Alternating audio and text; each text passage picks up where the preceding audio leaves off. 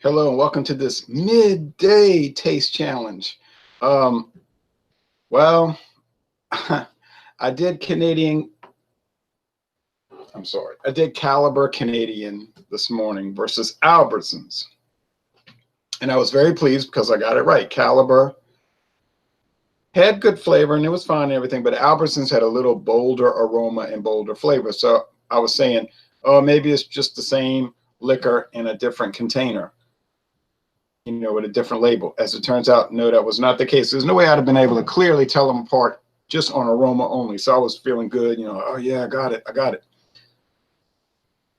And then all of a sudden it just hit me like, oh.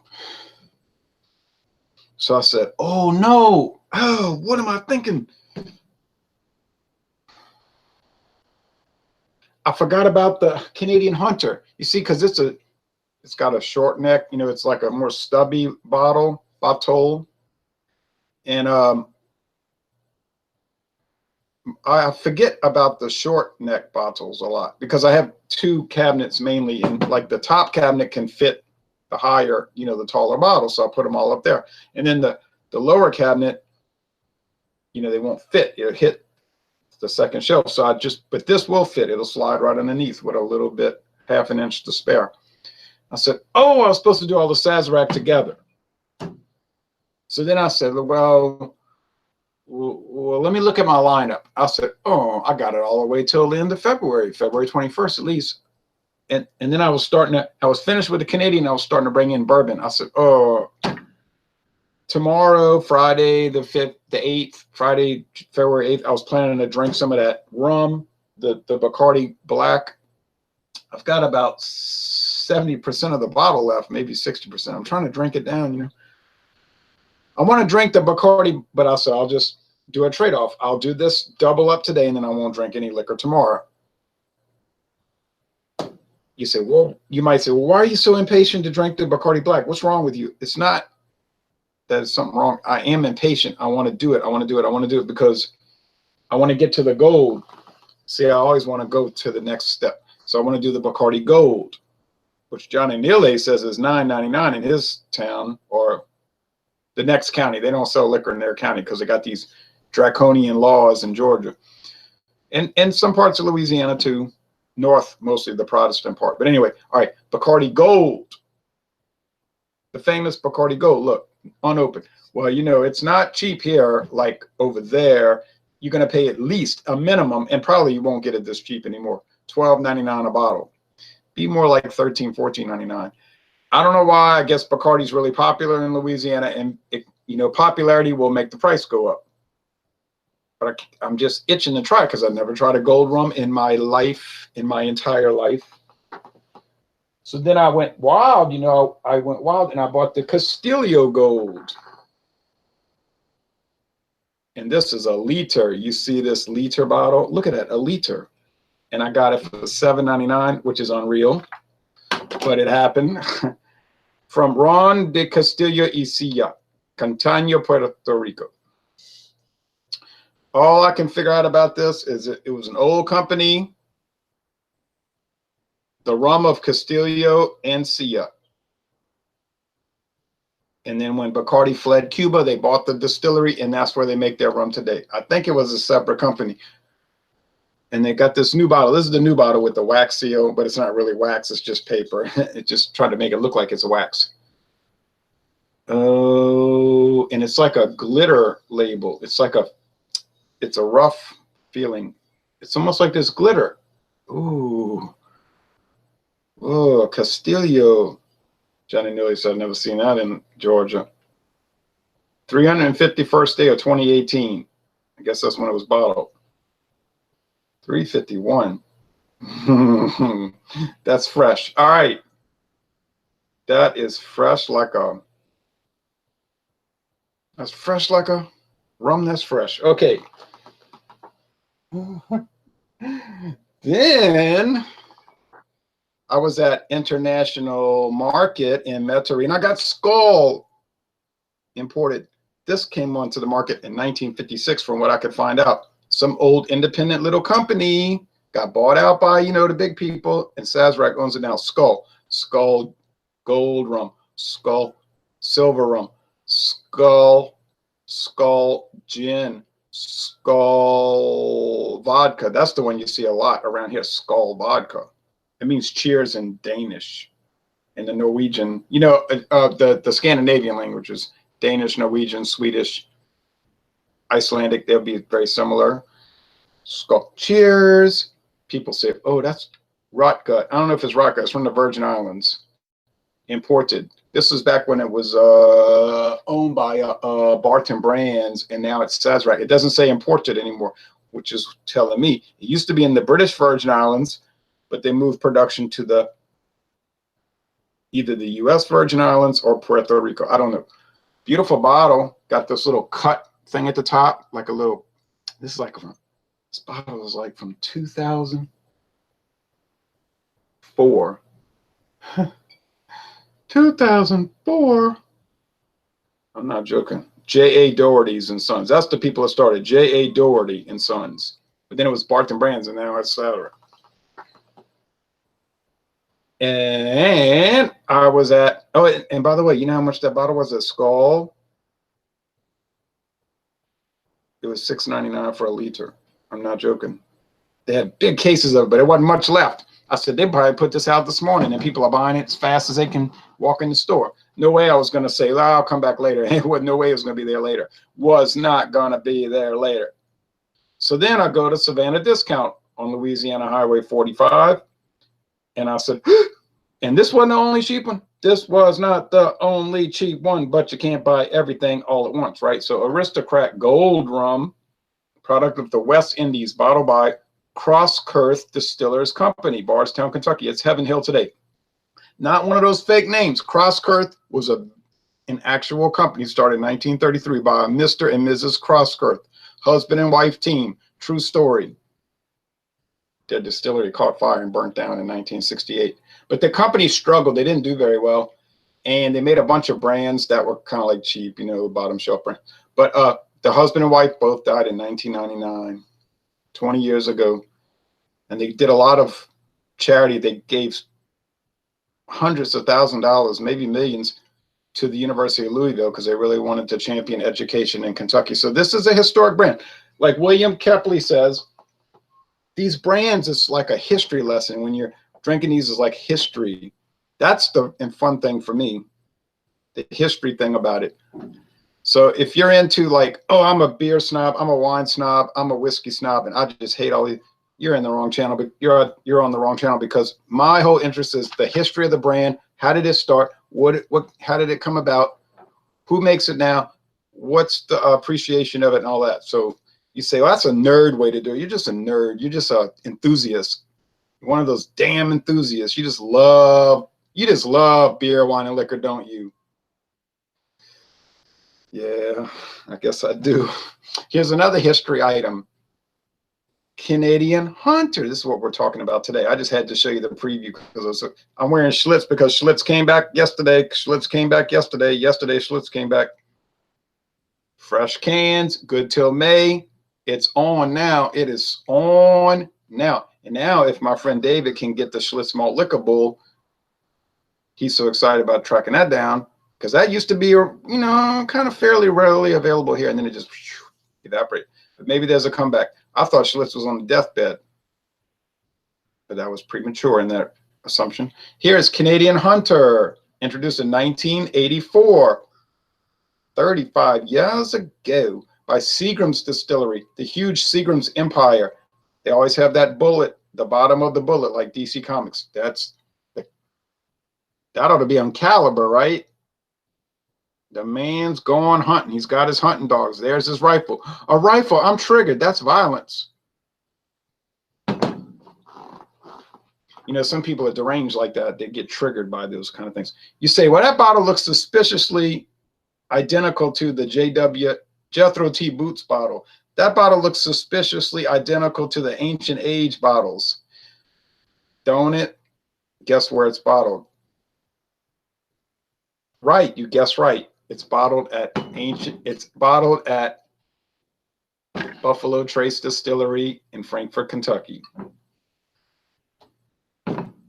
I don't know what was going on with Seagram's, but whatever was going on, it wasn't good because that company was going down quick. And in 1989, they sold so many of their brands to Sazerac, James Fox, Canadian Hunter, and a whole bunch of other stuff. There's an old New York Times article from that purchase report, and it's archived on the internet. I read it. I said, wow, fascinating. And they didn't go out of business till 11 years later. But to me, that was a sign that things were not healthy at the company. They were trying to cast off brands. They were probably trying to sell brands so they could bring in cash to cover their debt. You know, really, that's not my problem. The Braun family, the guy that inherited it, blew it all up. And really ain't my problem. Okay, so now this is my problem because I had to pay $15.49 for this bottle. And John and Illy said they get it for $8.99. Maybe y'all get it. Maybe that's the case, but it ain't cheap here.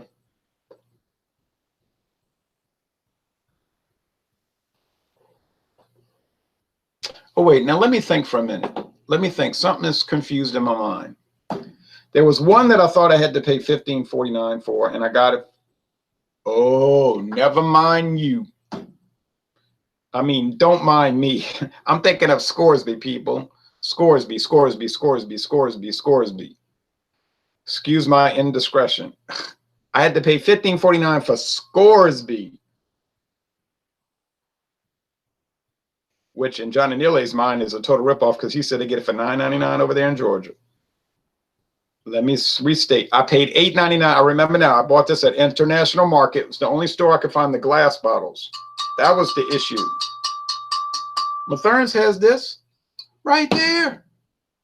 It ain't expensive. You can get the big jug bottles for cheap. That's all. They'll put it on sale 2, 3, 4 times a year. But I didn't want the big plastic bottle. That's the story. They had it at International Market for $8.99. Okay, so $8.99. So cheap. CH, Canadian Hunter. Canadian whiskey with natural flavors. You know what? Canada updated their website on February 4th, 2019, this very month. Only what? 3 or 4 days ago? They don't list the natural flavors anymore. I knew I was right and something was wrong. They used to list, this is what the natural flavor requirements are. Now it just says with natural flavors, OURS. Oh, no, it just says caramel color and flavorings. That's what it says. Flavorings. Flavorings. Now, what are the flavorings? Hey, look, just look at type it in on Google or Yahoo, Canada whiskey regulations. It'll bring up the website right there. Government of Canada.gov. But it won't say what the flavorings are. We know what they are because it used to say rum, brandy, bourbon, and wine, but maybe they've retracted some of the restrictions. Maxwell says, hello, Ron, how are you? I'm fine, except I have to do this double up today. Tyler retracted a message. I wish I could retract a lot of messages I've written. It kills me to hear these liquor prices, says Tyler. I know it's incredible, right? $8.99 will get you maybe 200 milliliters of liquor here for the most part. He's over there in Seattle, Washington. Well, Tyler, I'm sorry. Louisiana has very liberal alcohol laws, and we get extremely cheap prices. Every day of your life, you can get 750 milliliter bottles of whatever you want: gin, spiced rum, vodka, Canadian whiskey, etc. $5.96 a bottle. No joke, true story. Is it really good stuff? I mean, you know, $5.96 a bottle. What do you think? Yeah, it's premier, I'm sure, but you can get it. Okay. I retracted a typo. That's all. Yeah, that's the thing about some of these message things. You can't edit them. And I think 95% of the retractions is people doing like me. They'll write something and it's garbled. And there's no thing where you can hit it and it says edit comment. So then all you got to do is retract it. I mean, all you can do is retract it. And then it makes it look like you wrote something like inappropriate and you're embarrassed about it. And then people are making comments like myself. And when really it was just the damn thing wouldn't let you edit the comment. Like in normal communication, you can edit your comments. Okay. All right. Enough rant and raving. I got to go walking. I'm going to eat some beans and pork roast and spinach salad for lunch. Okay.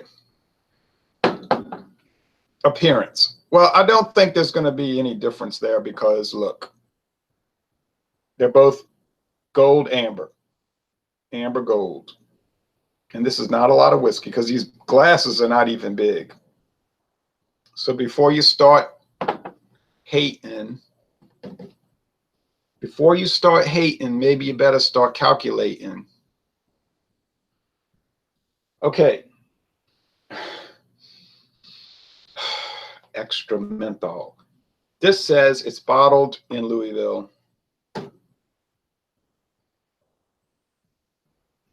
I know it looks like something you'd buy at some government agency. Well, you can buy it at a government agency in Iowa, or you can come here and buy it at Walmart right off the shelf like a box of cereal. The truth.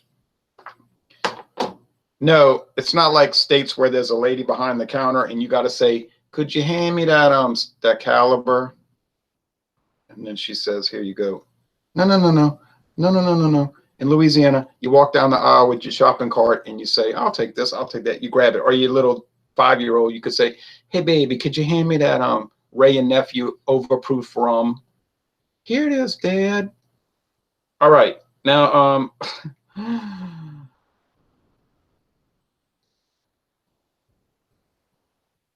Frankfort, Kentucky. So we got Louisville, Kentucky over there, Frankfort, Kentucky over here. So you can get one from up the road or you can get one from down the road. Sazerac up the road, Sazerac down the road. Louisville, Buffalo Trace, Frankfort, Kentucky. You got it? All right. Yes, the tour is free. Yes, the drinks are free. Yes, it's all free. The parking is free. Is there a better value in the liquor touring world? Well, how could it be a better value than free, right?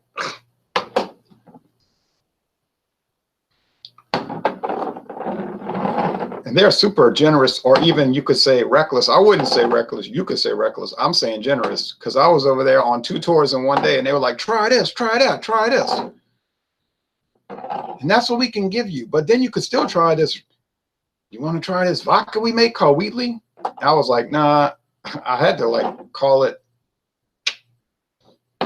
"Hey, man, try these chocolates. Try this, try that." Of course, the headquarters of Sazerac is less than a mile from New Orleans. So, no, I think it is actually literally about a mile. Causeway Boulevard, Toronto, about a crow fly. Yeah, about a mile.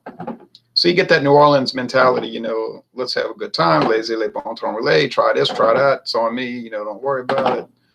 Well, Sazerac knows what they're doing. They're going to let you try everything for free. Then you're going to come back home and buy all that stuff with money. And it won't be free samples. You're going to buy it. Okay. All right. Okay. Curb your enthusiasm. I'm going to try to calm down. It's locked here in Washington, but it was like Louisiana and Wisconsin with liquor control. Right. I noticed Wisconsin's pretty laid back also. Man, I want to go back to that liquor store on Wisconsin Highway 32, the Lake Highway between Chicago and Milwaukee. That place, it's called Arby's Liquor, I think. Arby's. That's a huge emporium. That's a huge place right there on that Lake Road, Lake Highway. That's awesome. And that's where I bought the Blatz suitcases. Oh, what a paradise. Oh, what a gem. Oh, what an adventure. Oh, we better start tasting. All right. Okay. Will I be able to tell them apart? I'm not entirely confident in that. If it's a tie, then it ain't a tie, because $5.96, as you may know, is cheaper than $8.99, right? So Caliber will win by default, unless you just can't stand the plastic bottle. Now, some people say, "I'll pay the $3. I can't stand them plastic bottles. I'll pay the $3.03. Okay, fair enough. It doesn't matter to me. I'm just doing tasting. I'm not going to live with these things. I mean, I am going to live with these things because I'm never going to stop buying them, obviously. But you know what I'm saying? Not these 2 particular bottles. All right. Oh, baby, that's some Canadian whiskey in that glass. Look. If all you know about is bourbon, this will not come across as anything familiar, except maybe the alcohol pickup, you know, the 80 proof. But this is nothing like bourbon. It's a different world. I was telling Marvin from Arkansas Beer Reviews. He said, I never tried a Canadian whiskey.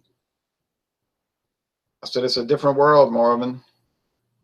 And he started getting into it. He tried Canadian Club, I think, and then the 12-year, he started liking it, you know. So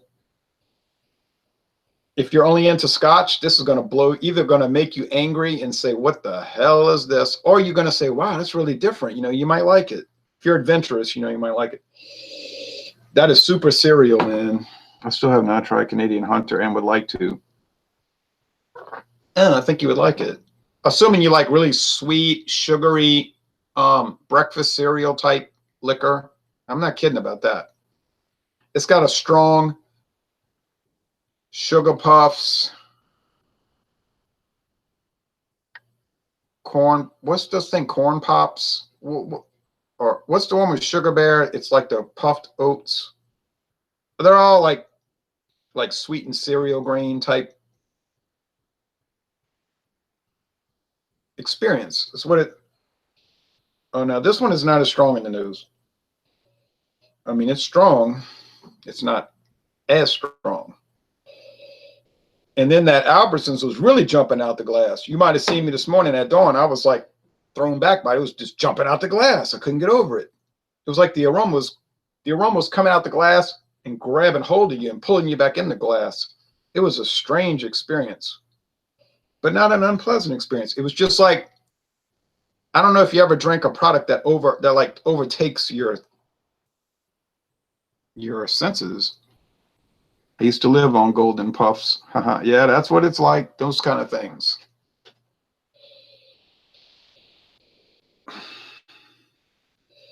Yeah, it's different, man. In a way, it's better than blended Scotch, because the thing about the blended Scotch is that you'll get the initial rush of the smoke and the peat, right? But then it starts to rather quickly die away. And once that drops, then you're just stuck with, whoa, wow, this is like pure grain alcohol. And it gets a little rough and ragged. These can be a little more approachable, maybe. Well, you probably guessed that Caliber is not in the top 10 Canadian whiskeys in America, and you would guess correctly. But Canadian Hunter actually is. It's very popular in the United States. Will you ever see a television commercial? You know you're not going to. But it's a popular item. Okay, on aroma only, I think this is Canadian Hunter because it's just so pungent. It has a lot of nose.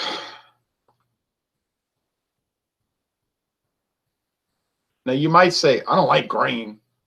Well, why are you drinking whiskey? Because what do you think whiskey's made out of? Grain. If you don't like grain alcohol spirits, well, you could try brandy. That's made out of grapes, so that wouldn't give you the grain experience. Okay, I gotta taste this stuff. I have to go walk. I have to eat. I have to. All right. The trade-off's going to work because I'm doing that Taylor Madeira tomorrow night with James P. Madonna from New Jersey. So that's 18%. That's quasi liquor right there. Whoa. Spad says, have you ever heard of Ellington Reserve? It's a Canadian whiskey with an 8-year age statement. The best Canadian spirit I've had was the VO Gold, says Tyler. Oh, that is a good one. I have some VO Gold lined up, baby, lined up. I've heard of Ellington, yes, Ellington. But I've never had it, and I've never seen it. I've just seen it on the internet, but I've never tasted it. There used to be a country club on the west bank of the Mississippi River around here called Ellington. All those were named after plantations, okay? Like literally, almost all of them. Plantations, Ellington, Belterre, Sugar Ridge, Bell Point, Kenilworth, and so on, all the way up from Natchez down to New Orleans. Plantations, sugarcane mostly, some other things. I remember around 1978, 79, 80, I asked my mother, I said, hey, Mama, why are we not playing Ellington this year? We used to always play Ellington. I used to like swim. I was on a swim team, you know. I tried golf. That was a fiasco. But swimming, I could win ribbons, you know. I could win ribbons. So I said, baseball, that didn't. I did that 2 years. But swimming was more productive. I said, why are we not playing Ellington? You know, swimming against them. And she said, well,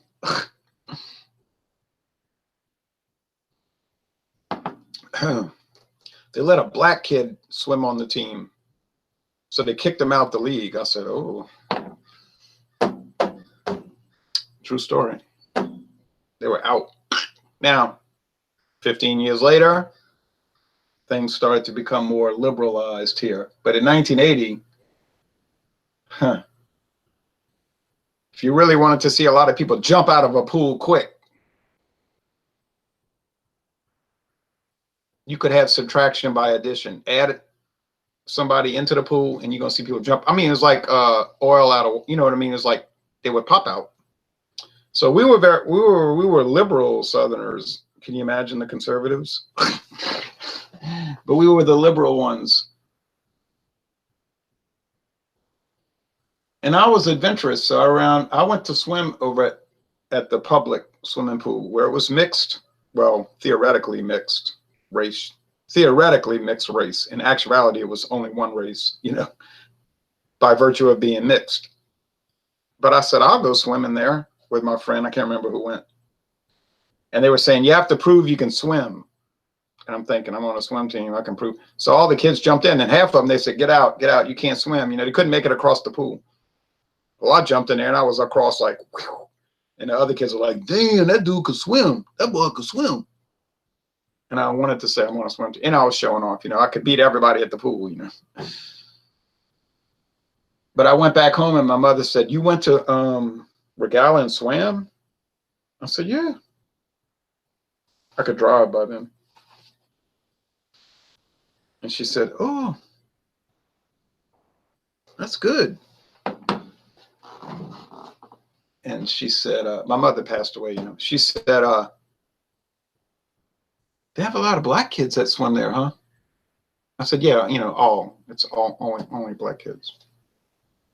And she kind of caught herself like, oh, that's good, you know, okay. But in her mind, she's having trouble, like, what do you say, dealing with that? Because in her upbringing, that was just beyond the pale. It was like,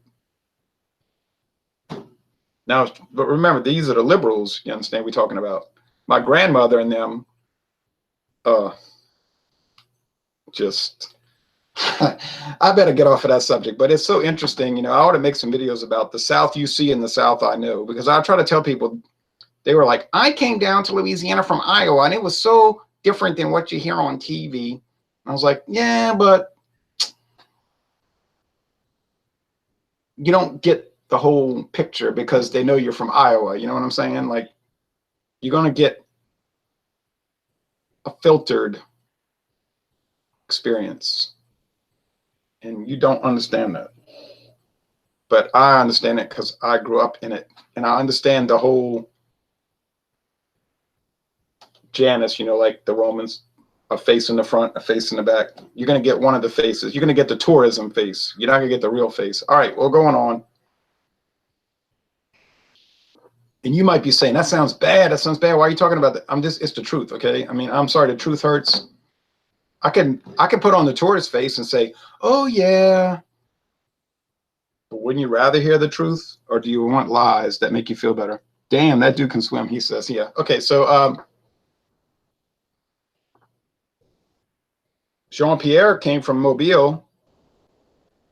We spent the whole day in New Orleans, but we talked about the truth. We didn't play around with little pretend games, little fantasy ideas. We talked about real, actual things. And then I went to Mobile, and we walked around all day, and we talked about actual reality, not pretend reality, not politically correct. Let's make me feel good because I can't deal with the truth. And we talk about real things, and that's better. But you can't talk about real things to most people because they're blockheaded and they can't process reality. Hello, good morning, Ron, or good afternoon. It's 8:54 a.m. for me, says Hayes. Okay, well, let's get to this taste challenge. We can talk about cultural issues later, all right?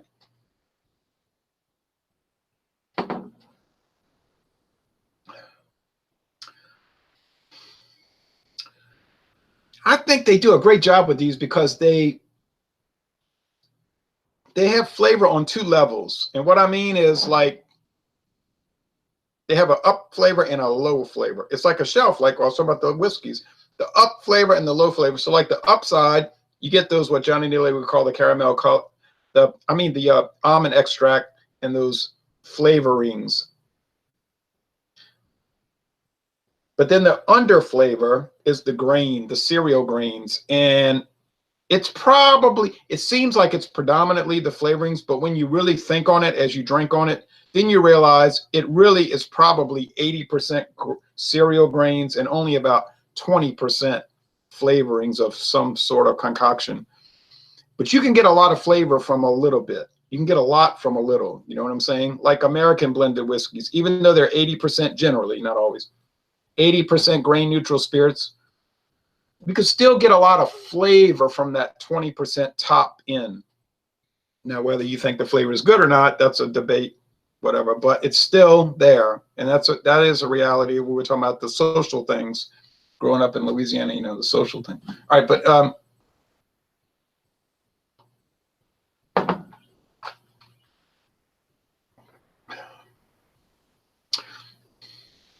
they're so close, but not so close. If you can understand what I'm saying. They're close, but not so close. They're cousins, but they're not, I think they're more like second cousins. They're not first cousins. They don't have the same grandma. Or in Louisiana, people say mama. You know, mama. Your ma, her ma. Your ma's ma. Your mama. Your mama's mama. That's Louisiana talking. Your mama. That's your mama. And your pawpaw. Your father's father. Your pawpaw. That's kind of a French background, you see. So there's a lot of idioms that come from parlez-vous parlez français.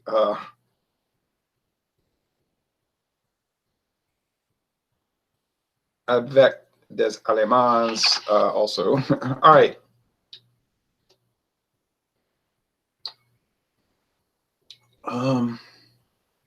So they're more like they have the same great grandma. The grand-mère, I mean the great grandma, the bonne maman. That's what bonne maman. The good maman, the bonne maman. That's the great grandma. And bon papa. Because this one is a little too much cereal grain relative to that one, you see. So this one, I think, is Caliber. Caliber doesn't hide the cereal grain as much. You know why? Because they're probably not using as much bourbon, rum, brandy, and aged flavoring wines as that one. So that's why you're getting it for $3 cheaper. It's not a great difference, but it is a difference. Now, is it a $3 difference? It's your money. It's up to you. I don't know if it's a $3 difference, but it's definitely a difference. So if you think these are the same, they're not. Similar, not the same. Okay.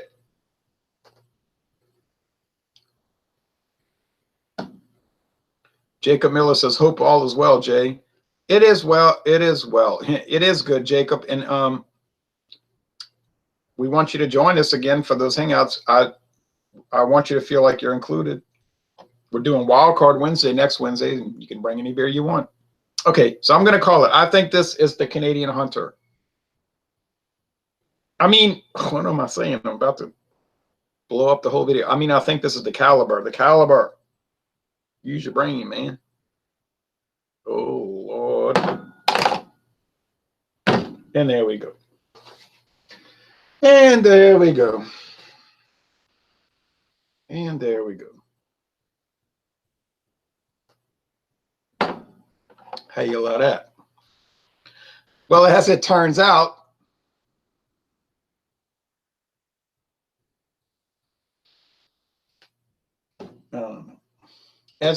the Canadian Hunter had less flavor than the Caliber, because this says Caliber. There it is, Caliber. CH. I know CH is Canadian Hunter. Well, guess what? I was wrong.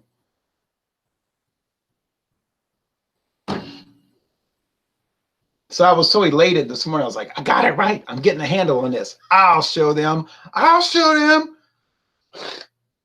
I'll show everybody I know what I'm doing. And now, what have I done? I've undermined that whole contention. You thought you know. You thought you knew, but you'll never know. I'm sorry. You thought you knew, but you don't know, and you'll never know. I might know one day. Can is crooked. You know, this is kind of hard, though, really. You're taking a $8.99 bottle of budget whiskey, and you're going up against a $5.96 bottle of ultra budget whiskey, and you get them. But I'm not trying to make I'm not trying to cover for myself. I did it. No one made me come on here and do a taste challenge. I did this of my own volition. I got them wrong, and I got to live with it. And I'm entirely prepared to do that because you know why? I have so many more taste challenges coming up. I don't even really care.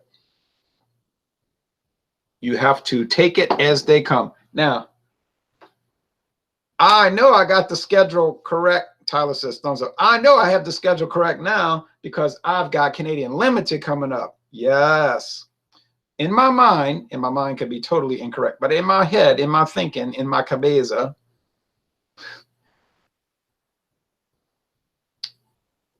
I think that the Canadian Limited is going to beat that old Caliber, but then I thought Canadian Hunter would, right? Okay. Then I got Rich and Rare. Yeah, I think Rich and Rare is going to beat it. Won't beat it by much. Rich and Rare Reserve. Now, if Rich and Rare Reserve doesn't win, that will tell you everything you need to know about Rich and Rare Reserve. Will it not? Then we got Seagram's VO. If Seagram's VO loses, I will have to reevaluate my entire life, my outlook, my political, religious, and cultural viewpoint. My whole worldview will change. But then I won't have to do it because it ain't going to happen. There ain't no way Caliber is going to beat VO. You know it. I know it. The American people know it. Going on. VO Gold.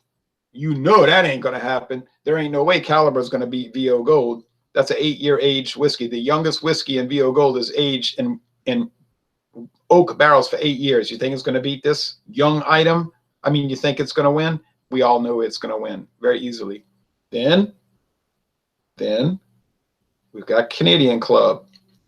Those are more similar than different. I still think Canadian Club will be distinctive enough to win. So I'm not too worried about it, but that's the old 6-year age, not the current 5-year. Won't make much difference. I think Canadian Club will win.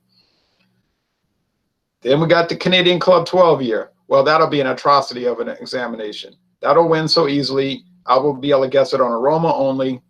That will be a short video unless I go off onto some political tangent or whatever I tend to do.